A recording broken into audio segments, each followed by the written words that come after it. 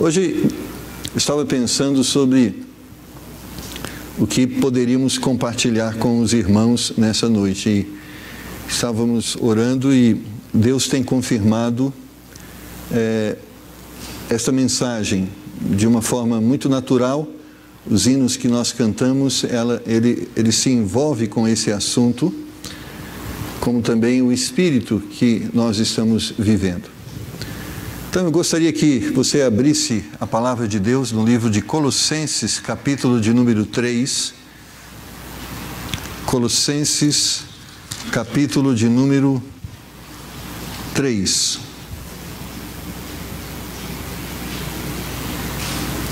E nós vamos meditar nos versículos que vão do número 9 até o 17.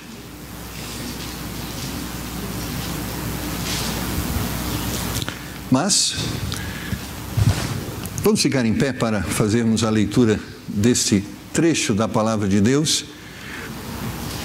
Colossenses capítulo 3, versos de número 9 a 17. Diz assim a palavra de Deus: Não mintais uns aos outros, pois que já vos despistes do velho homem com os seus feitos, e vos vestistes do novo, que se renova para o conhecimento, segundo a imagem daquele que o criou. Onde não há grego, nem judeu, circuncisão, nem incircuncisão, bárbaro, cita, servo ou livre, mas Cristo é tudo e em todos. Revesti-vos, pois, como eleitos de Deus, santos e amados, de entranhas de misericórdia, de benignidade, humildade, mansidão, longanimidade, suportando-vos uns aos outros e perdoando-vos uns aos outros, se alguém tiver queixa contra o outro, assim como Cristo vos perdoou, assim fazei vós também. E sobre tudo isto, revesti-vos do amor, que é o vínculo da perfeição. E a paz de Deus, para a qual também fostes chamados, em um corpo domine em vossos corações, e sede agradecidos. A palavra de Cristo habite em vós abundantemente, em toda a sabedoria, ensinando-vos e admoestando-vos uns aos outros, com salmos, hinos e cânticos espirituais, cantando ao Senhor com graça em vosso coração. E quando fizerdes por palavras ou por obras, fazei tudo em nome do Senhor Jesus, dando por Ele graças a Deus Pai. Vamos orar? Senhor, temos a oportunidade nesse momento de aprender da Sua palavra. Queremos que o Teu Espírito Santo, de uma forma misericordiosa e poderosa, ministre essa verdade libertadora em cada um dos nossos corações. Usa para a Tua glória, Senhor, a minha vida. Abençoa-me e abençoa o coração, os ouvidos de cada um dos Teus filhos, que possam eles serem ungidos pelo Espírito Santo do Senhor e tenham eles o discernimento para compreender o que o Senhor lhes quer falar nesse dia. Pedimos em nome de Jesus. Amém. Podeis assentar, irmãos.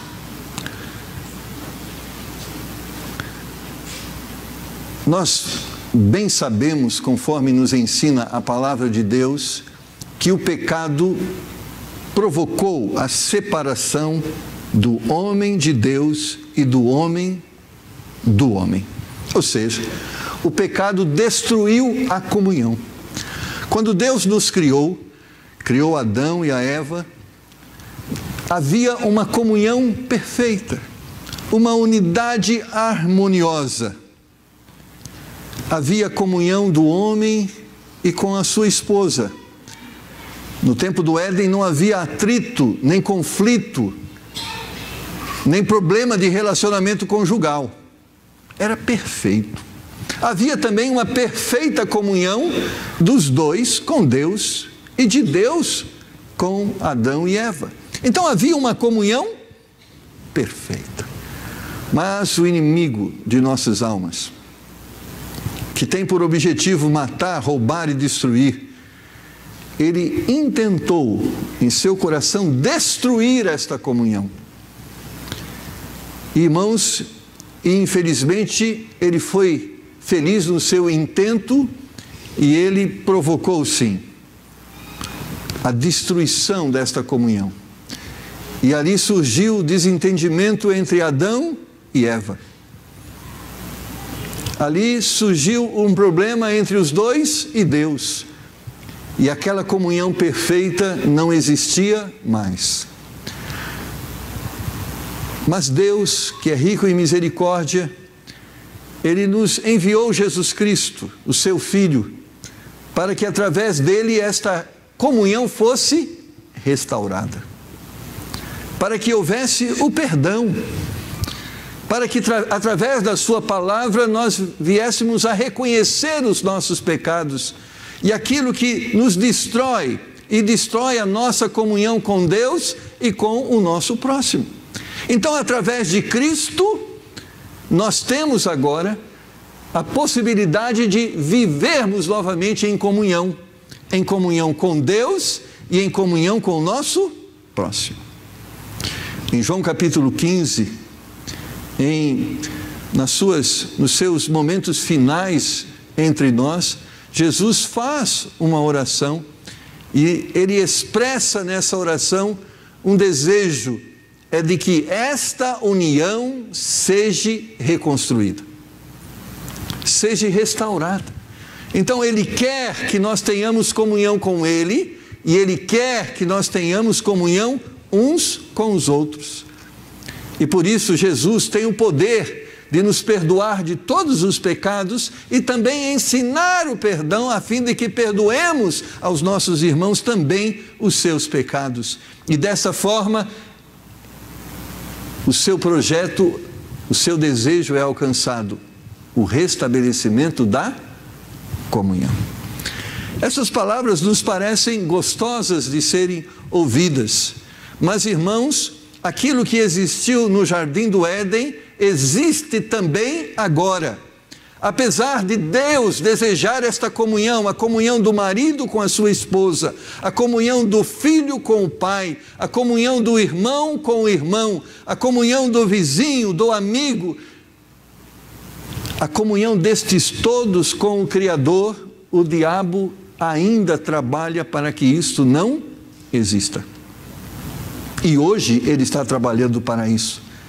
Ontem ele trabalhou, amanhã ele vai trabalhar, porque o seu intento continua sendo o mesmo: destruir, impedir a nossa comunhão com o Criador e a nossa comunhão de uns com os outros. Nós podemos perceber o quanto o inimigo tem sido vitorioso nessa área. Basta olharmos na estatística e percebemos quantos divórcios são celebrados. Basta adentrarmos o ambiente das famílias e percebemos o quanto as famílias estão desunidas.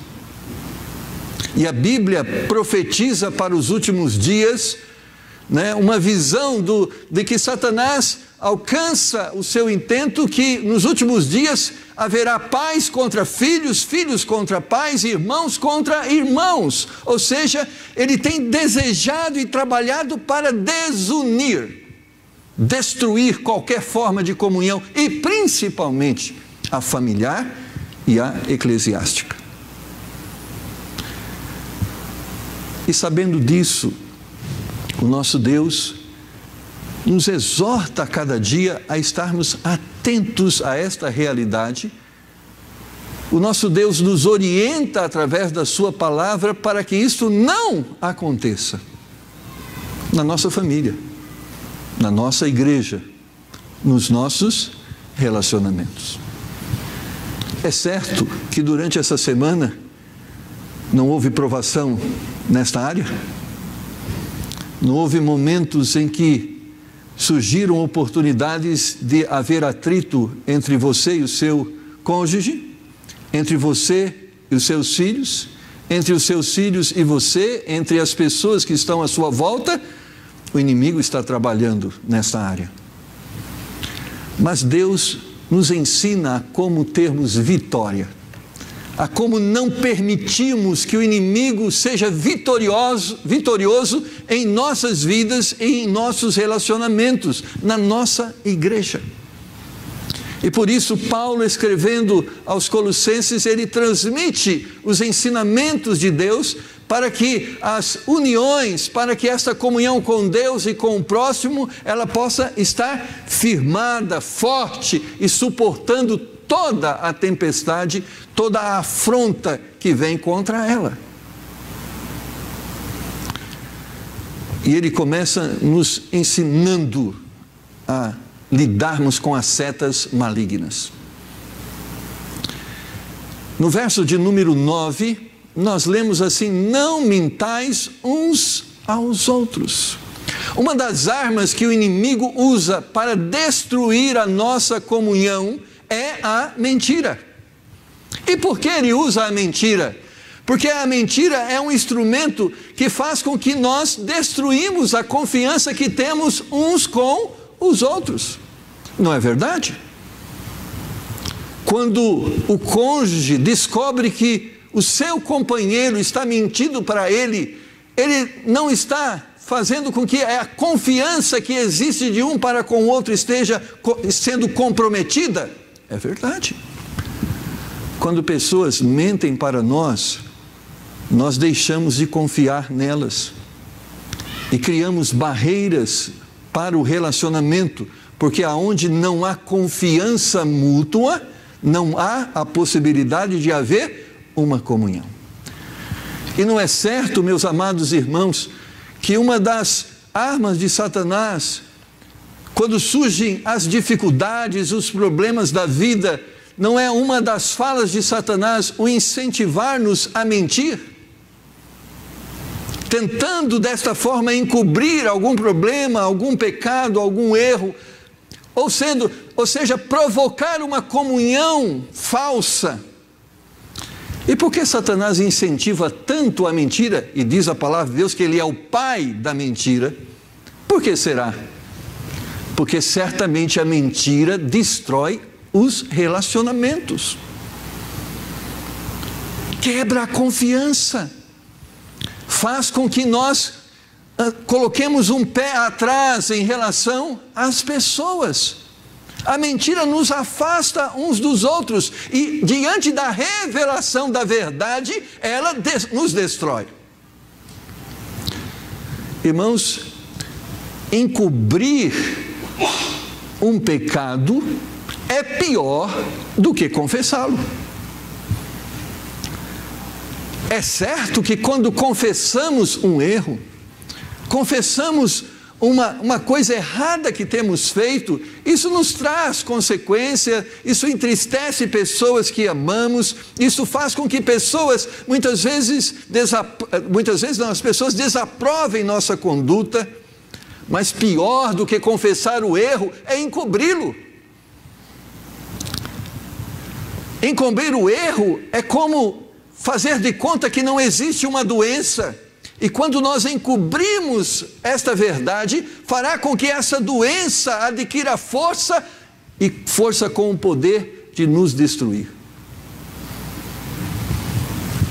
Tudo que nós construímos em cima da mentira é como construirmos uma casa sobre a areia. Diante da prova em que se revelará a verdade, tudo aquilo que construímos sobre a mentira irá cair. E a mentira não só nos destrói nos nossos relacionamentos pessoais, mas ela destrói o nosso relacionamento com Deus. E uma das coisas que Jesus Cristo, enquanto aqui na terra, fez foi combater a hipocrisia. E o que é a hipocrisia senão a mentira? Quando pessoas querem ser o que não são, querem transparecer aquilo que não são.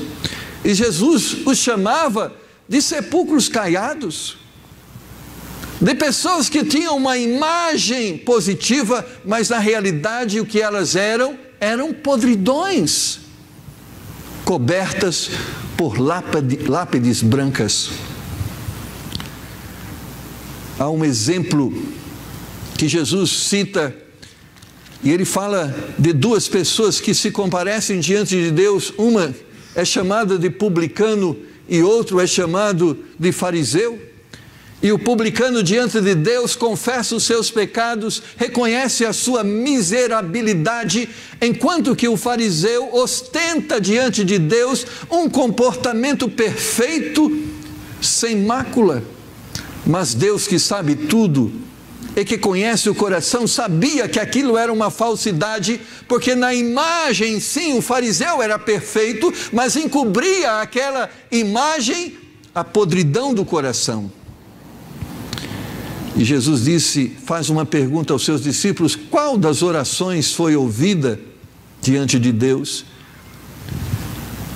E no exemplo de Jesus Cristo ele diz que o que alcançou graça foi o publicano, que reconhecendo a sua miserabilidade pedia o perdão de Deus, enquanto que certamente aquele que encobria o seu pecado mantinha-se distante de Deus. Irmãos, às vezes a verdade dói, às vezes a verdade expõe fragilidades que temos, às vezes a verdade vai fazer com que pessoas conheçam pecados que não gostaríamos que elas conhecessem, mas é melhor que nós confessemos e sejamos transparentes uns aos outros, porque desta forma Deus pode ministrar o remédio para a cura. É melhor que sejamos sinceros nas nossas limitações do que falsos nas nossas virtudes. A Bíblia nos diz que aquele que confessa e deixa alcançará a misericórdia. Amados irmãos, eu sei que nós desenvolvemos um ambiente, e esse ambiente é diabólico, um ambiente em que incentivamos a mentira. E às vezes temos sido convencidos pelo inimigo que é melhor uma mentira que não venha causar um problema do que uma verdade que venha causar um atrito. Mas é melhor uma verdade que causa um atrito, porque através daquele atrito nós temos a oportunidade de fazer diferente do que uma mentira que alimenta o nosso erro, encobre as nossas transgressões. Temos que ser verdadeiros uns com os outros, temos que ser verdadeiros com Deus, porque é desta forma que a comunhão é fortalecida. É melhor, muitas vezes, não justificarmos os nossos erros, e sim reconhecê-los. Não é assim às vezes? Quando tentamos justificar, chega a esposa e vê aquela toalha jogada, e ela cobra do esposo ou do filho um comportamento diferente, de melhor cuidado, melhor organização, e às vezes nós fazemos assim: não percebi, foi sem querer. Tentamos sempre justificar, irmãos, e nós crescemos muito mais assumindo. Eu creio que nós gastamos uma enormidade de palavras tentando justificar, quando seria muito mais fácil dizer: fui eu errei, me perdoe, vou tentar fazer melhor. Porque quando a gente inventa um erro, a gente tem que inventar uma história. E quando a gente inventa a história, a gente vai ter que, às vezes, arrumar cúmplices para essa história. E aquele problema que estava limitado a nós, agora começa a ser espalhado. Não mintais uns aos outros. É melhor uma verdade doída do que mentira com aparência de bondade. Deus sempre falará a verdade para nós. Não estamos dizendo falar a verdade como arma de destruição, mas falar a verdade com o propósito de restauração, com o propósito de ter uma vida melhor, de ter uma vida diferente daquela errada que temos. Em Efésios capítulo 4, versículo 24 a 25, olha o que a Bíblia nos diz.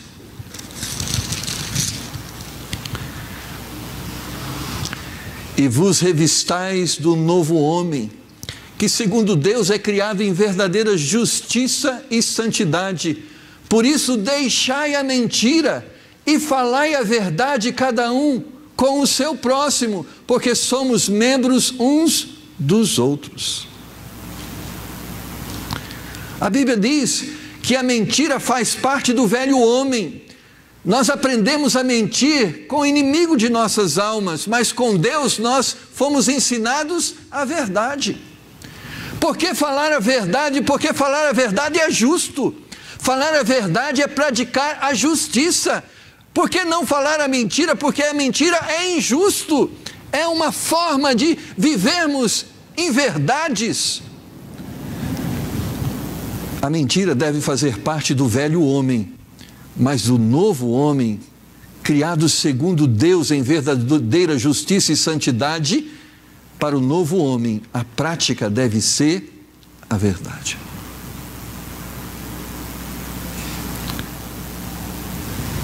Se você alimentar os seus relacionamentos com mentira, você está condenando os seus relacionamentos ao fracasso.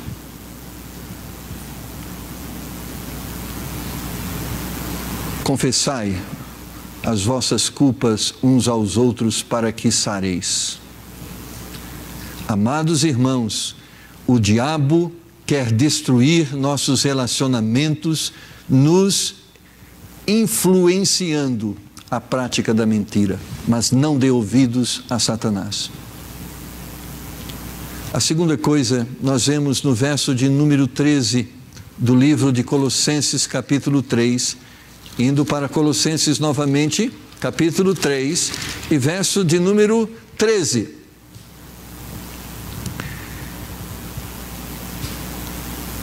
Suportando-vos uns aos outros. Irmãos, uma das coisas que o suportar envolve, primeira delas, nós somos diferentes uns dos outros. Temos gostos diferentes. Não estou dizendo de valores. Valores não, nós temos os mesmos valores, amém? A verdade é a de Deus, esta é inegociável. A Bíblia diz sim, sim, não, não, que passa disso é procedência maligna. Não estamos falando sobre valores. Certo é certo, errado é errado, conforme o que nos diz a palavra de Deus. A Bíblia é o nosso livro de regra e fé. É isso. Nós estamos falando sobre isso. Nós estamos falando sobre o suportar preferências. Por exemplo, uns gostam de branco, outros de vermelho. Uns gostam disso, outros daquilo. E às vezes, quando as pessoas não gostam daquilo que nós gostamos, nós muitas vezes olhamos para isso e é como que se fosse uma ofensa. Já pensou naquele conflito? Que cor de parede nós vamos pintar em casa? Aí começamos, né? Um dá a sua opinião. Eu quero laranja. Laranja, pelo amor de Deus, né? Pelo amor de Deus, laranja. Dá a entender que quem gosta dessa cor ou deve ter um problema mental, né?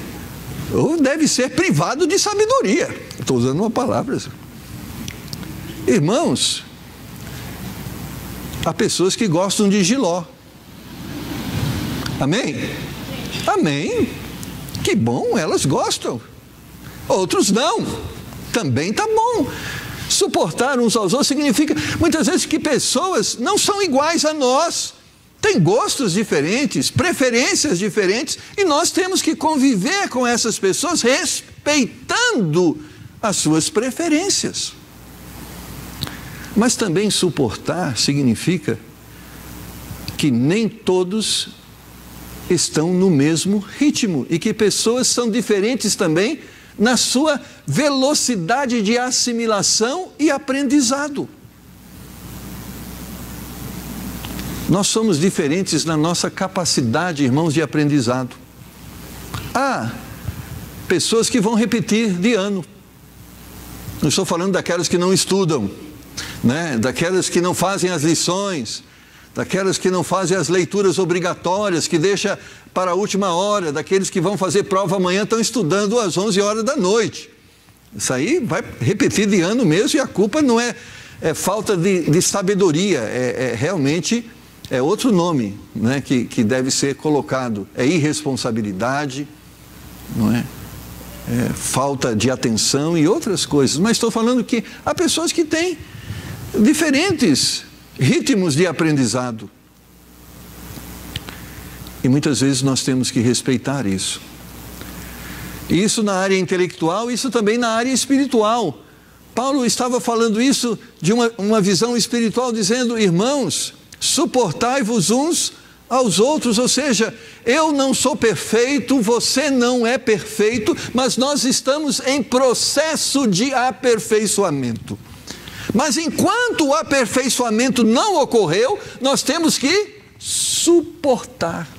E suportar não significa concordar com o pecado, mas ser longânimo, esperando a maturidade, o aprendizado e uma prática diferente. Irmãos, você sabe muito bem que mudar não é fácil. Mudar hábitos errados não é fácil. Gostaria que fosse de uma hora para outra, instantaneamente, mas não é fácil, não é verdade? Por exemplo, lavar copo depois que usa. Quando nós tínhamos nossa mamãe, era assim, sujava copo, punha na pia. E 5 pessoas em casa, 20 copos sujos. Aí chegou a mulher que não era nossa mãe. Disse: opa, aqui é diferente, vai ter que usar e lavar, usar e lavar, usar e lavar. E irmãos, é hábito, você fazia assim, era como inconsciente. Usava, punha lá. E quanto tempo a esposa teve que esperar para que aquele hábito fosse deixado? Porque às vezes é assim, irmãos. Bom seria que esta atitude mecânica que muitas vezes nós temos em relação às coisas fossem mudadas de uma hora para outra. Mas esse mecanismo, já viu? Lembra do ventilador que ele serve de aspirador e ventilador? Ele roda em 2 sentidos. Então ele está rodando em um sentido e você quer que ele roda no outro sentido. Ele faz isso automaticamente? Não. Ele está rodando assim, ele vai... e vai começar a rodar da forma que você quer. Irmãos, Deus começou a boa obra na minha vida e na sua vida. Mas sabe, Ele não terminou. Ele ainda está realizando esta obra. E a Bíblia diz que o Deus que começou esta boa obra vai aperfeiçoar até o dia do Senhor. Ele não está dizendo que a salvação era completa. Se nós morrermos hoje, vamos para o céu, porque nada precisa ser acrescentado à salvação. Ela é perfeita, completa, plena. Mas a santificação, ela está sendo operada. Nós estamos num processo, irmãos, de santificação. Deus está operando em nós, mudando coisas que ainda não estão boas, que não estão perfeitas. Eu olho para a minha vida e eu posso reconhecer áreas da minha vida que eu preciso melhorar, e Deus está trabalhando nisso. Eu olho para a vida dos irmãos e nós podemos perceber na vida da esposa, na vida dos filhos, do vizinho, do irmão da igreja, nós podemos perceber que há áreas na vida deles que ainda não estão perfeitas, mas eu quero crer que, se são filhos de Deus, isto está sendo trabalhado. E sabe o que Paulo diz? Você está vendo tudo isso? Sua esposa ainda não é perfeita, apesar de ser crente. Seu marido ainda não é perfeito, apesar de ser crente. O seu irmão que está sentado aí do seu lado, ele não é perfeito, apesar de ser também membro da mesma igreja. Sabe o que Paulo diz? Suporte esse tempo em que Deus está trabalhando com essas pessoas. Vai ser completada essa obra, mas enquanto ainda não é completada, suporte. Suporte é sofra calado, muitas vezes esperando que isso aconteça. Não estou falando de calado no sentido de não protestar, é suportar até que a bênção aconteça. Porque muitas vezes, quando nós não suportamos o que vai acontecer? Vamos destruir os relacionamentos. Conheço a história de um casal que se separou por causa do tubo de pasta de dente. Então casaram e ela era aquela pessoa organizada. Quando ela apertava a pasta de dente, ela apertava no finalzinho dela, de uma forma crescente. O marido relaxado e ela apertava no meio. Primeira vez, ela chegou: marido, vamos fazer uma coisa, você aperta no meio, então o gasto não é progressivo, então aperta aqui na ponta, então a coisa vai de uma forma ordenada, sendo usada, e assim fica melhor, tá bom? Ei, querida, perfeito, qual o problema? Apertar no meio, apertar na ponta, qual o problema? Nenhum, apertarei na ponta. Mas você sabe como é que é a coisa, o hábito? No outro dia acordou, sabe aquela coisa, você não sabe se está meio acordado ou meio dormindo, e foi lá para o banheiro, tudo é automático, né? Você faz tudo automático, chegou lá,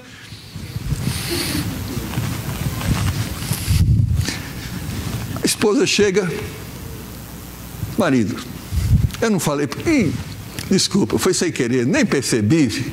E é verdade, irmão, o negócio é mecânico. Mas, irmão, o terceiro dia deu certo, mas o quarto não deu.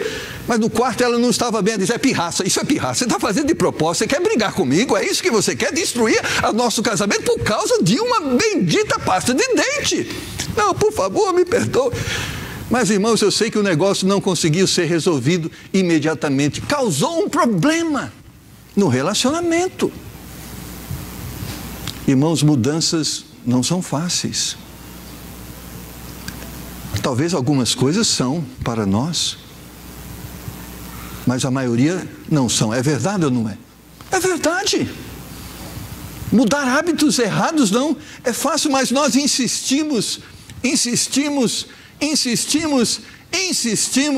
e depois temos outros hábitos e aqueles ficaram esquecidos, porque insistimos. Nós insistimos, e o que assiste? Suporta. Agora, lógico que esse suportar, querida, me ajude, eu quero melhorar. Querida, Deus, me ajude, eu quero ser diferente. Não estou dizendo aquele: eu sou assim mesmo, não vou mudar, se quiser gostar de mim, é assim. Não é isso, não é esse suportar. Não é suportar o erro, não é suportar o pecado, porque este nem Deus suporta. Deus não suporta os nossos pecados no sentido de aceitá-los. Ele é longânimo, entendendo que vamos melhorar, porque queremos melhorar. Agora, por que o diabo trabalha tanto nesta área de limitar o nosso suportar? E é verdade, irmãos, mas existe um problema. Todos nós queremos que as pessoas sejam longânimas conosco, não é verdade? Olha, eu errei, mas por favor, tenha misericórdia comigo. Mas quando as pessoas erram conosco, você se percebeu que nós queremos justiça imediata? É verdade. Irmãos, quando nós não suportamos, nós estamos impedindo que Deus faça o que Ele está fazendo. Não suportar significa: olha, eu nem sei o que Deus vai fazer com você, mas a partir de hoje nem quero saber o que Ele queira fazer. Acabou. Não suportar cessa, estagna.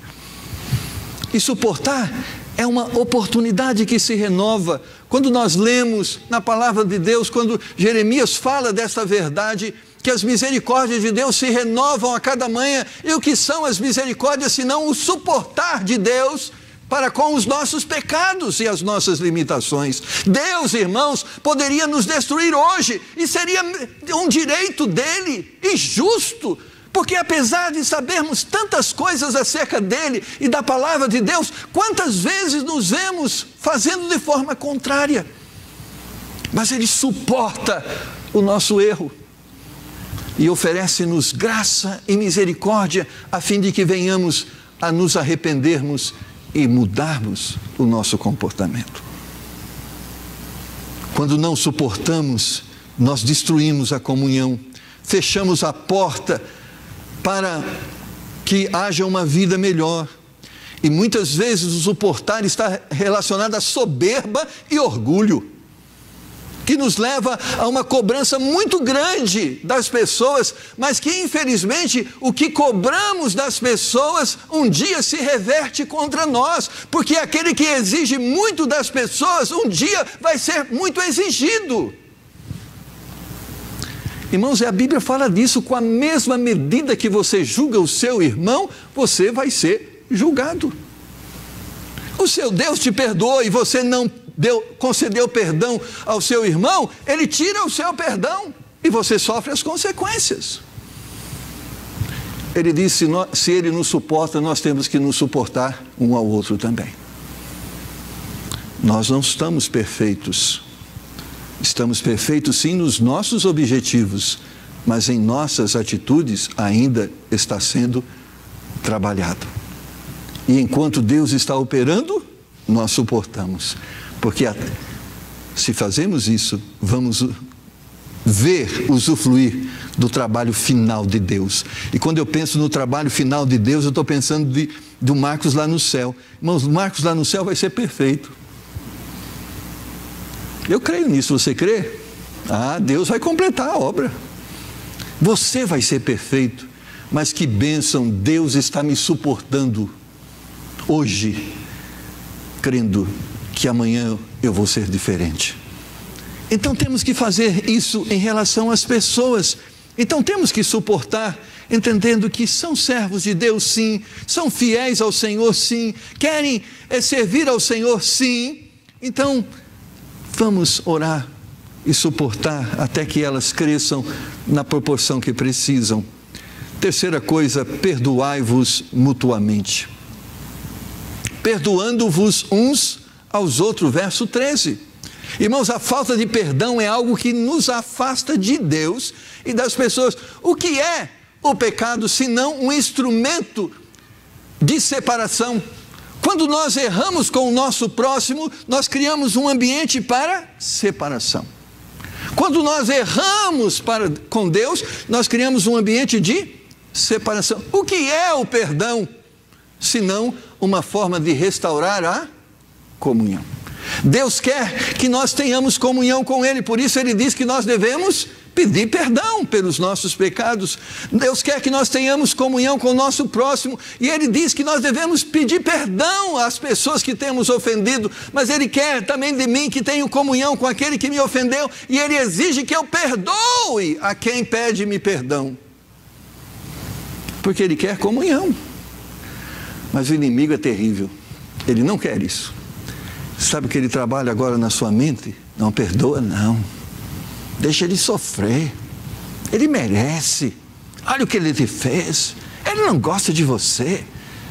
Olha para o gesto dele. E ele começa a alimentar nossas mentes, nos instigando contra. Olha lá.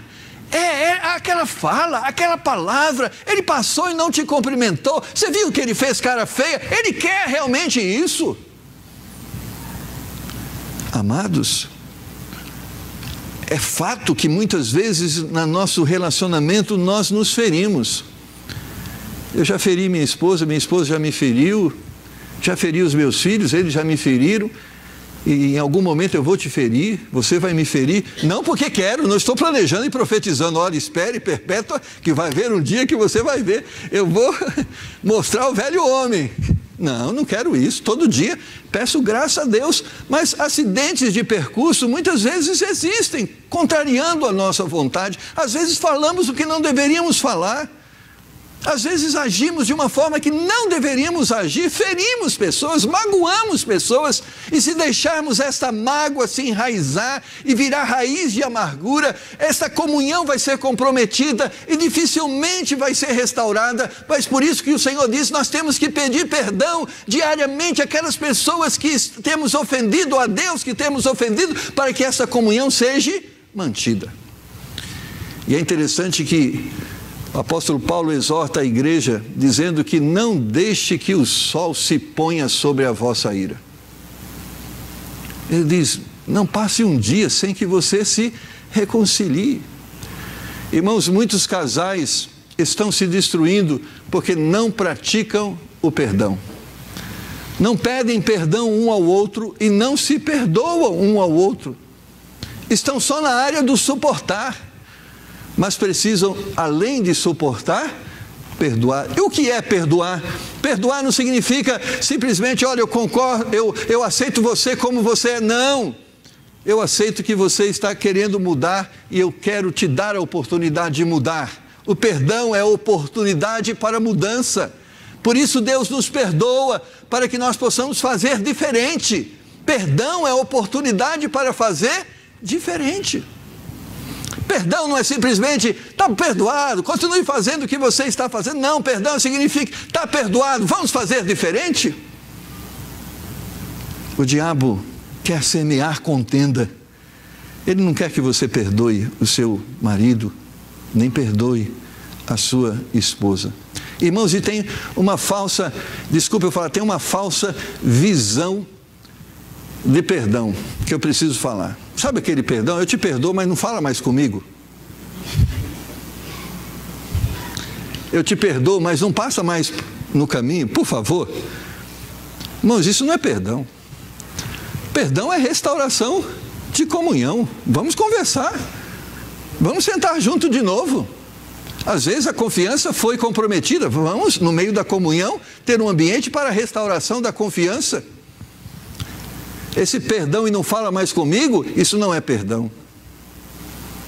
Isso é uma forma de amenizar a minha consciência. Deus, eu já perdoei, mas falar com ele eu não quero. Não, amado. O perdão restaura a comunhão. Já pensou se Deus fosse fazer isso com você? Está perdoado, mas não fala mais comigo. E nós damos motivo para ele pensar... Damos motivo para ele desejar não falar mais conosco, não é verdade? Graças a Deus, porque ele renova a sua graça diariamente para conosco, e ele fala conosco, e nós podemos falar com ele. Irmãos, o perdão é restauração da comunhão, ou seja, vamos conversar sobre os nossos problemas, vamos lidar com as nossas limitações, deixa eu te ajudar, me ajude, comunhão, porque quando não há comunhão, irmãos, nós estamos condenando o outro à perdição, porque quando nós não perdoamos aquela pessoa que está pedindo perdão, nós estamos condenando aquela pessoa ao sofrimento e à dor, e o perdão nada mais é do que a oportunidade dela deixar de sofrer, deixar de ser privada da graça, da bênção que Deus tem a lhe oferecer.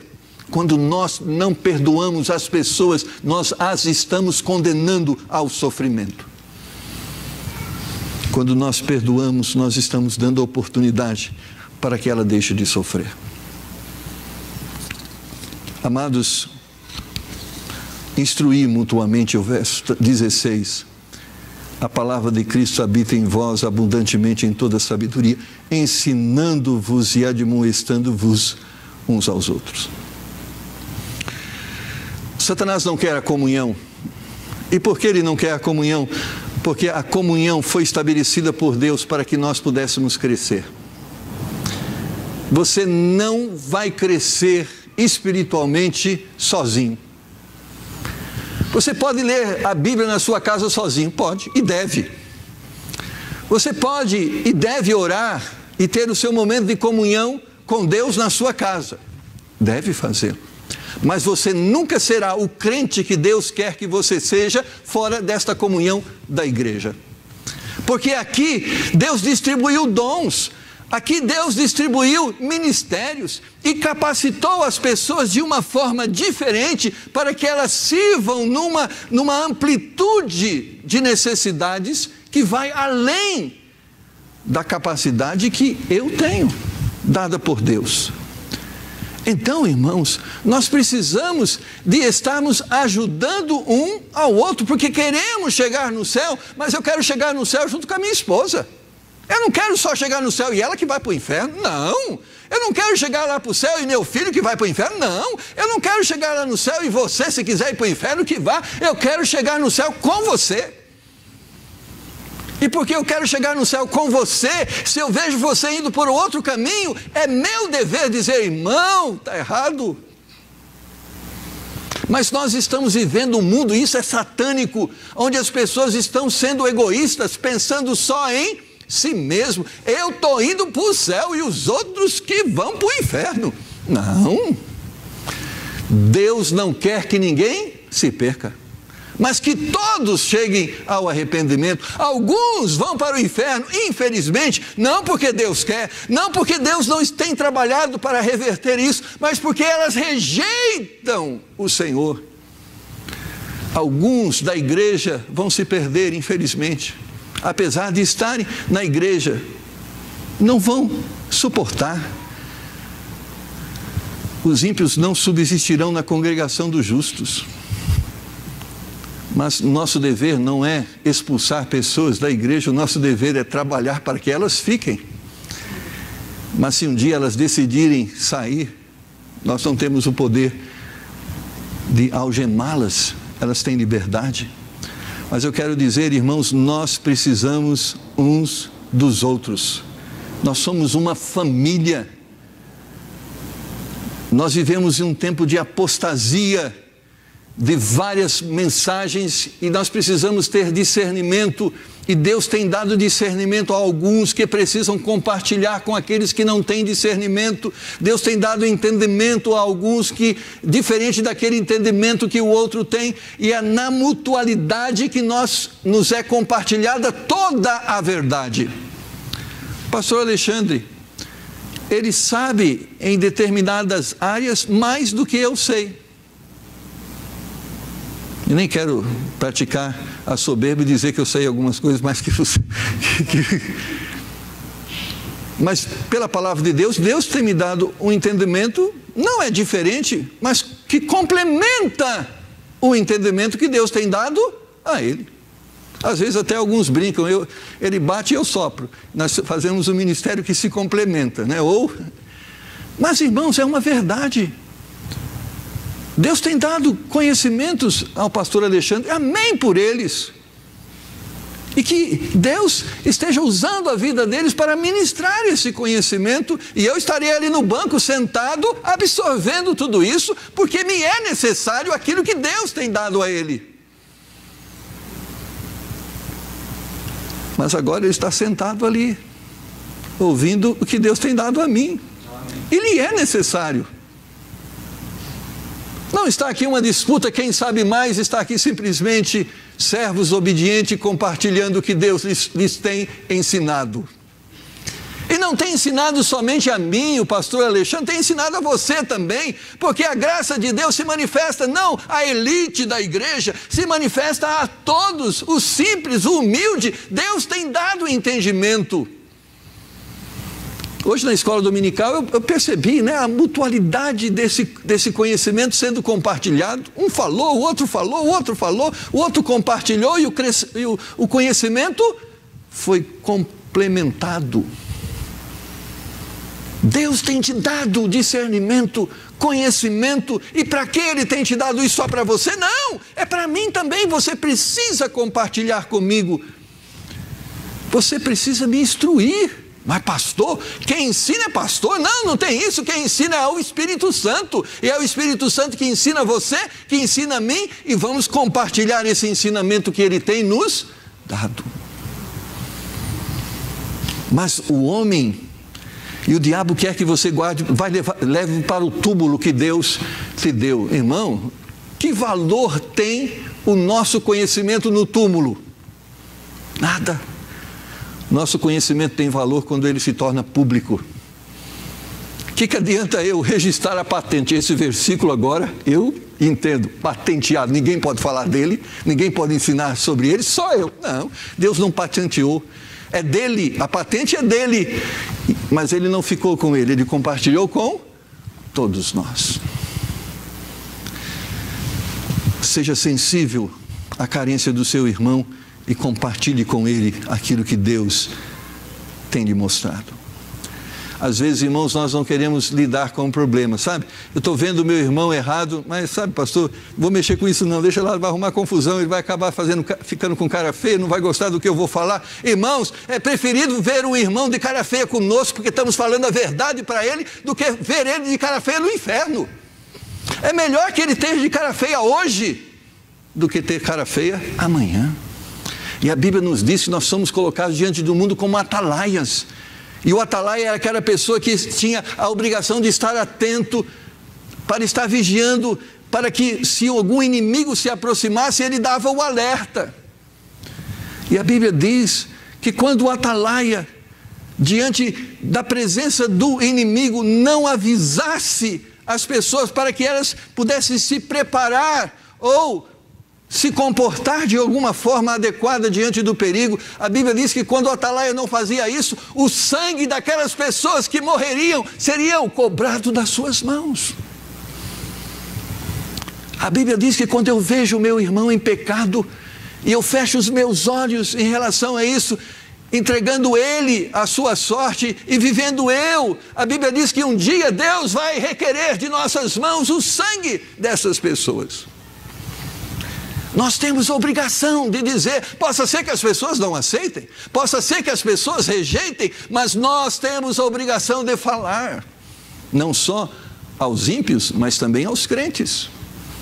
Cada um dará conta de si mesmo a Deus. Sim, eu não dou conta de você e você não dá conta de mim, mas eu dou conta do ministério que Deus me deu também. Eu prestarei conta do conhecimento que Deus me deu. E Ele me deu para que servisse ao seu corpo, não deu só para mim. Então, instruir um ao outro, irmãos, é um dever de todos nós. E por último, o verso 16.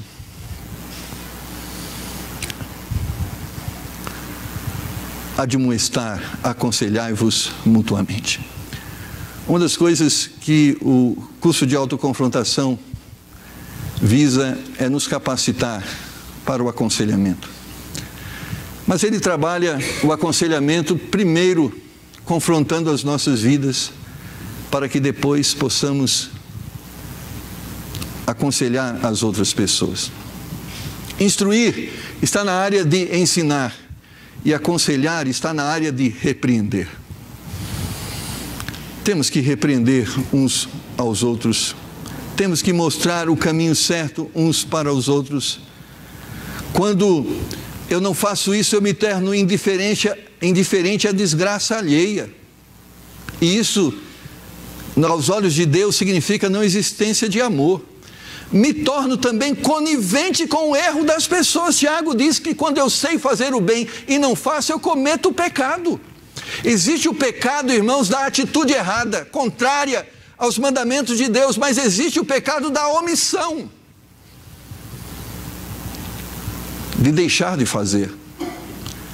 Irmãos, nós temos obrigações de uns para com os outros. O irmão tem que cuidar do outro irmão. O Christopher tem que cuidar da Stephanie. E os dois têm que ajudar a Ingrid, eles são irmãos. Um tem que ajudar o outro, aconselhar. Está vendo errado? Então, olha aqui, isso aqui está errado, meu irmão. Não é assim. Eu e a minha esposa e eu, ela tem que olhar para mim e dizer, Marcos, não é assim, faça dessa forma diferente, assim não é certo, é dever dela. Ela não pode dizer, o ministério é seu, se vira, você que é pastora, eu não sou pastora. Não, nós somos irmãos. Nós estamos no mesmo barco.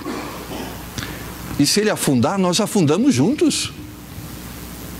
Mas se ele flutuar sobre as águas, nossa vitória vai ser compartilhada. É para isso. O seu irmão que está ao seu lado precisa muitas vezes do seu conselho, porque ele, como você, não tem toda a sabedoria e nós precisamos aconselhar um ao outro. Tudo isso, irmãos, é possível quando nós vemos no verso de número 14, e sobre tudo isso revestivos de amor, que é o vínculo da perfeição. O que é, irmãos, perdoar se não a prática do amor? O que é instruir se não a prática do amor? O que é aconselhar se não a prática do amor? O que é perdoar se não a prática do amor? O que é não mentir se não praticar o amor? Irmãos, o amor de Deus em nossas vidas praticado nos torna pessoas adequadas, perfeitas. Deus nos uniu, o diabo quer nos dividir. Por isso ele diz, vamos falar a verdade, porque a verdade liberta, a verdade transforma, a verdade abençoa. Vamos nos perdoar, não vamos permitir que o diabo nos divida, como família, como igreja, em nome do Senhor Jesus, vamos confessar os nossos pecados e vamos pedir perdão. Vamos ensinar-nos uns aos outros aquilo que sabemos, vamos compartilhar para que todos cresçam. Vamos aconselhar um ao outro. Amados, Deus quer que essa comunhão seja mantida, amém? Deus quer que o seu casamento seja mantido, Deus quer que o seu relacionamento entre irmãos seja perfeito, Deus quer isso, mas se nós não praticarmos esses princípios, vamos estar dando lugar ao diabo, e é uma questão de dias, a sua família será dividida, é uma questão de dias, a nossa igreja será dividida, porque aonde o diabo entra, só pode existir divisão, destruição. Mas quando nós resistimos pela prática dos princípios cristãos, e a comunhão não é resultado do nada, mas é resultado de um esforço meu e seu, um esforço para promover e manter essa comunhão, e a forma que Deus estabelece na sua palavra é a forma para que esta comunhão seja preservada. Então, irmãos, em nome do Senhor Jesus, vamos praticar esses princípios para que nossa comunhão não seja destruída. Talvez hoje o marido tenha que perdoar a esposa tem que perdoar o marido. Talvez seja o tempo de você chegar ao seu irmão e dizer: posso te dar um conselho? Isso não é certo, faça dessa forma, porque é bíblico. Amados, que o diabo não encontre uma brecha, porque se você der uma brecha para ele, vai ser suficiente para ele destruir tudo que está construído. Mas que Deus tenha misericórdia de nós. Vamos orar. Senhor, o inimigo tem trabalhado contra esta comunhão que o Senhor tem feito existir em nosso lar, na nossa igreja. Mas, Pai, em nome do Senhor Jesus, nós queremos dar ouvido a sua palavra e queremos que o Senhor nos dê graça e nos convença através da sua palavra hoje a nos libertarmos da mentira. Que o Senhor nos dê graça para suportar, para nos suportarmos uns aos outros. Nos dê também graça para pedirmos perdão e sermos perdoados, para, ao ser pedido perdão, que venhamos conceder perdão e assim também o nosso próximo ser perdoado. Nos dê graça e sabedoria para nos instruirmos uns aos outros, como também diante dos desafios da vida e das incertezas, que possamos aconselhar o nosso irmão ao caminho mais excelente, ao caminho melhor. Nos ajuda a vivermos o amor de Cristo, o amor que foi derramado em nosso coração pela presença do Teu Espírito, o amor que é o fruto do Espírito. Nos dá graça, Senhor, para não sermos indiferentes a tudo aquilo que está à nossa volta. Nos dá graça para sermos instrumentos que promovam a comunhão e nos liberte e nos perdoa dos momentos que temos servido à desunião. Ó Pai, nos dá graça, ensina-nos neste momento a sermos sensíveis à Tua palavra e que de forma obediente, Senhor, venhamos dizer: sim, Senhor, lhe obedecerei, sim, Senhor, praticarei. Pai, se assim fizermos, se cumprirá a oração do Teu Filho Jesus Cristo, seremos um, estaremos unidos e dessa forma mais fortes, com melhores condições para enfrentarmos e vivermos os Seus desafios. Pedimos a Sua graça, Senhor, em nome de Jesus. Se Deus tocou o seu coração nesse momento e te fez entender que algumas desses princípios você não tem praticado, mas nesse momento você quer: Deus, me ajude, eu quero praticar, eu quero perdoar, eu quero suportar, eu quero me libertar da mentira, eu quero ser sensível à ignorância do meu irmão e eu quero compartilhar aquilo que o Senhor tem me ensinado. Eu quero ser um ombro amigo para aquele que está precisando de um conselho, de uma palavra amiga, me ajude. Se Deus tocou no seu coração, levanta a sua mão. Pastor, Deus tocou no meu coração, ore por mim. Ore comigo. Alguém, amém, graças a Deus. Deus tocou no meu coração, ore comigo. Ó Pai bendito e amado, Tu conheces e sabes o que existe agora no nosso coração. Que o Teu Espírito Santo, de uma forma poderosa, venha transformar todo o ensino em algo prático nas nossas vidas. E queremos isso para que o nome do Senhor seja glorificado e para que o Teu desejo seja concretizado. Pedimos em nome de Jesus. Amém. Amém, meu irmão? Você ama? Você tem o amor de Deus? Então abrace o seu irmão agora e vamos compartilhar desse amor e vamos para os nossos lares, abençoados pelo Senhor. Amém? Que Deus te abençoe.